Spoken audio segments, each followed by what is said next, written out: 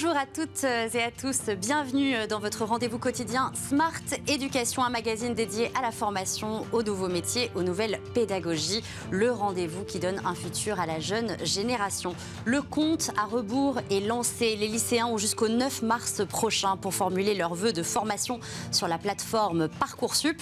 Où s'inscrire, comment faire et quelle formation choisir? Des questions que se posent tous les lycéens en classe de terminale chaque année.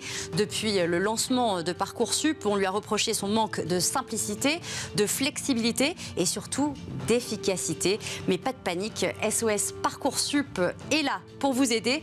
Tout ce que vous devez savoir sur la phase des vœux, sur votre dossier, sur la marche à suivre dans le cas où on ne reçoit aucune proposition d'admission se trouve dans cet ouvrage. Et justement, on en parle à distance avec Bruno Maglulo, spécialiste des problématiques d'orientation et auteur de SOS Parcoursup aux éditions L'Étudiant.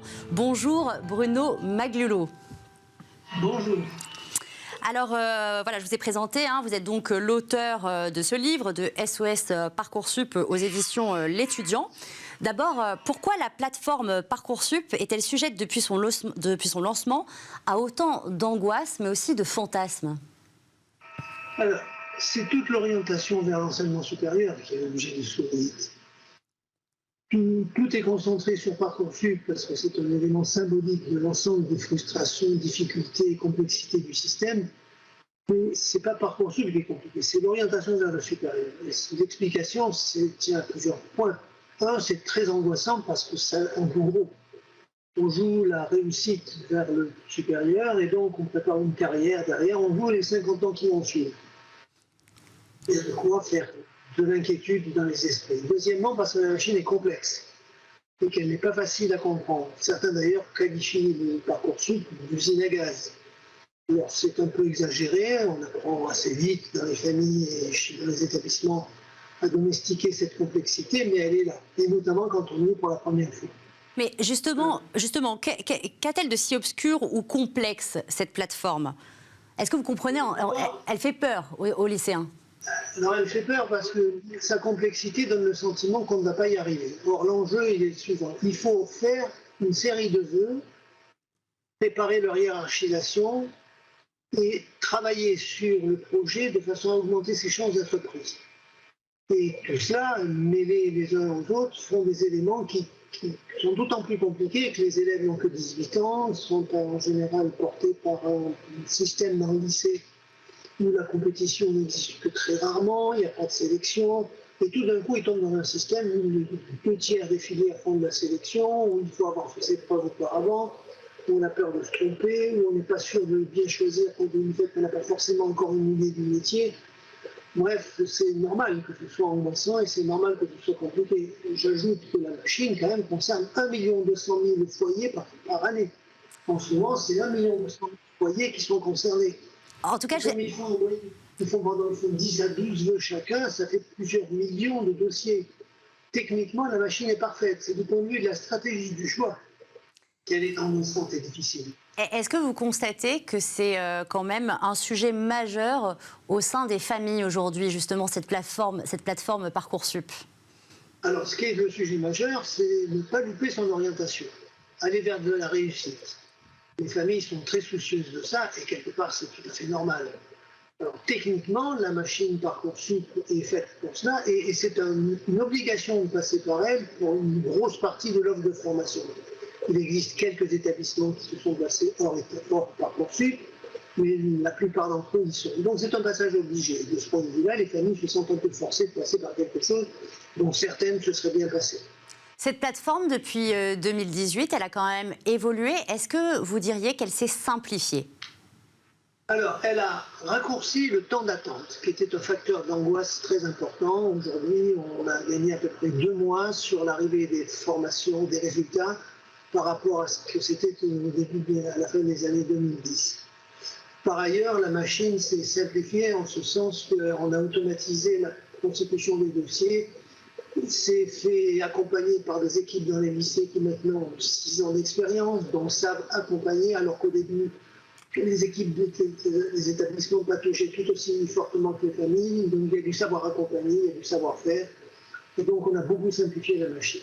Puis le troisième élément qui a bougé, c'est évidemment que les élèves sont tout à fait conscients que les éléments d'information qu'il y a dans le dossier justifient qu'on anticipe les stratégies bien auparavant par rapport à la classe terminale. Jusqu'à il y a 4-5 ans, les gens se disaient, mais on attend terminale. Maintenant, ça commence en troisième. Pourquoi c'est remonté? Parce que les décisions d'orientation que l'on prend, par exemple en fin de seconde, passer dans la voie générale plutôt que technologique, ou en fin de première, les enseignements au choix, les enseignements de spécialité, vont avoir un impact 1 ou 2 ans, voire 3 ans après sur le passage en supérieur. Et du coup, on voit l'angoisse de Parcoursup, qui était concentrée sur la classe terminale, remonter progressivement vers la fin des années du collège. Alors, vous êtes l'auteur de SOS Parcoursup, publié aux éditions L'Étudiant. Comment vous l'avez construit, ce petit guide, justement, dédié à Parcoursup? Vous savez, j'ai la chance, et en même temps la difficulté, de faire beaucoup de conférences, d'interventions dans les établissements scolaires, à la demande des chefs d'établissement, de certains professeurs, des associations de parents d'élèves. C'est selon, dans le public comme dans le privé, en France comme dans les lycées français de l'étranger. J'en fais chaque année une centaine quand même. Donc j'ai un bel échantillon représentatif devant moi, de aussi bien des lycées de vocation technique et professionnelle que des lycées de vocation plus généraliste.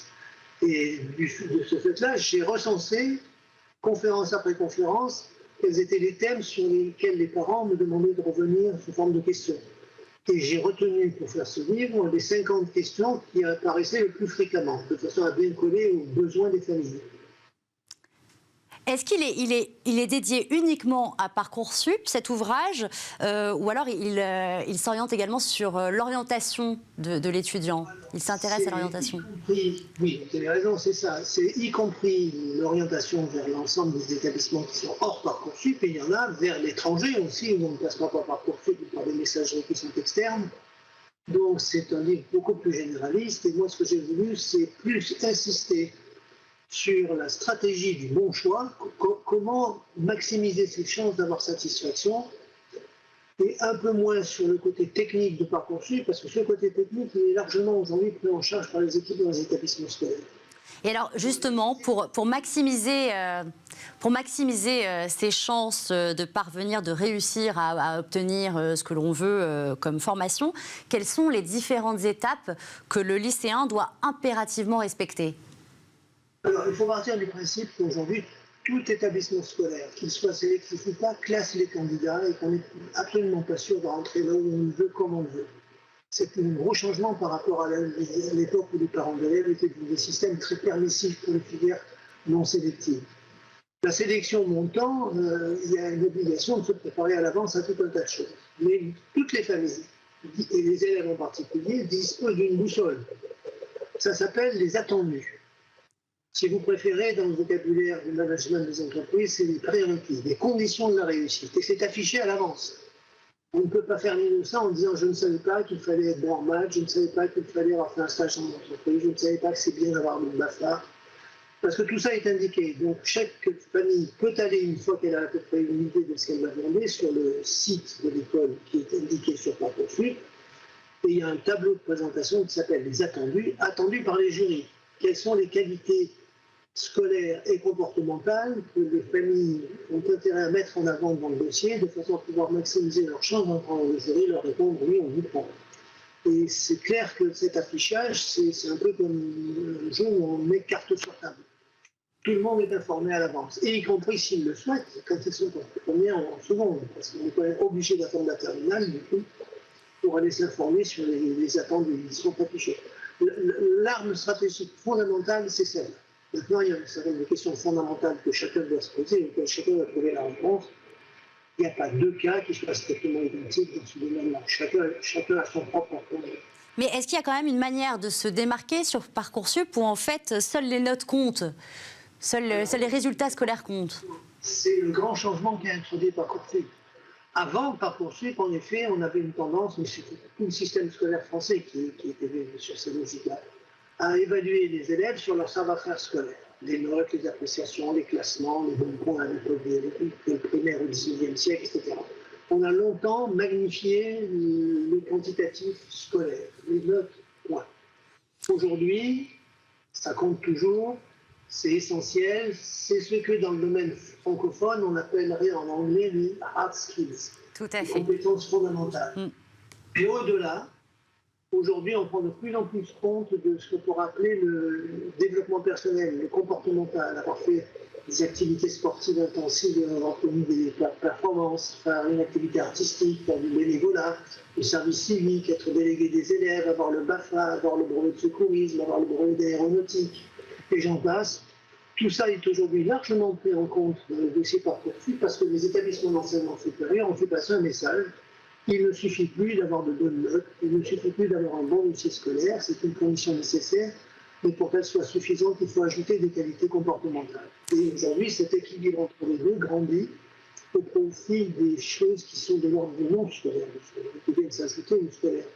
Donc si on veut maximiser ces chances d'être pris, il faut jouer sur les deux tableaux, pas uniquement sur les tableaux scolaires. Et alors, que faire si aucun des vœux n'a été accepté? Parce que ça, c'est quand même... Il faut avoir des risques au départ. Des risques que l'on peut éviter. Il y a une façon claire et simple d'éviter de tomber dans cette situation qui est lourde. C'est de demander parmi ces vœux au moins une filière non sélective. C'est-à-dire une licence simple à l'université. Parce que celle-là, on est sûr qu'elle sera composée d'une réponse oui, puisqu'il n'y a pas de sélection. Et ça, c'est une stratégie que vous conseillez aux lycéens, justement, dans leur choix, de quand même choisir... Certains se disent, c'est pas grave, les résultats, ils arrivent en deux étapes. Il y a une première étape qui va jusqu'au 14 juillet et qui est une étape pendant laquelle on délivre à peu près 85% des places. Et puis il y a une deuxième étape qui commence à partir du 15 juillet et qui est une étape pendant laquelle les élèves peuvent redemander, s'ils le veulent, à s'inscrire sur Parcoursup étape 2, on recense les places qui restent vacantes après la première étape et ils peuvent choisir dans la liste des établissements qui leur proposent des places. Sauf que, comme c'est une deuxième étape, c'est du second choix, mais là où il ne reste plus de place, on n'en fait plus. Et beaucoup de filières que les élèves auraient pu demander en première étape ne sont plus disponibles et on a une offre très restreinte. Donc, il faut essayer d'éviter de se retrouver en deuxième étape. Et pour éviter de se retrouver en deuxième étape, il faut, d'une part, être réaliste. Il y a les rêves, il y a les envies, c'est un moteur important, il ne faut pas le négliger. Mais en même temps, il y a la réalité de mon bilan scolaire et personnel. Est-ce que je suis en adéquation? C'est pas la peine de demander si je ne sais sauter que 1,80 m en hauteur, à rentrer dans une filière qui exige 1,10 m. On peut éviter de perdre du temps, on peut éviter de tourner autour du pot en se disant est-ce que c'est moi? Les attendus, est-ce que c'est moi? Est-ce que je ressemble à cet objectif? Merci. Je porte un robot, semble-t-il, et si la réponse est oui, je sais que je peux y aller. Merci beaucoup Bruno Maglulio, merci d'avoir été avec nous. Je rappelle que vous êtes spécialiste des problématiques d'orientation et auteur de SOS Parcoursup aux éditions L'Étudiant. C'est déjà la fin de cette émission. Merci à toutes et à tous de nous avoir suivis et on se retrouve demain pour un prochain numéro de Smart Éducation.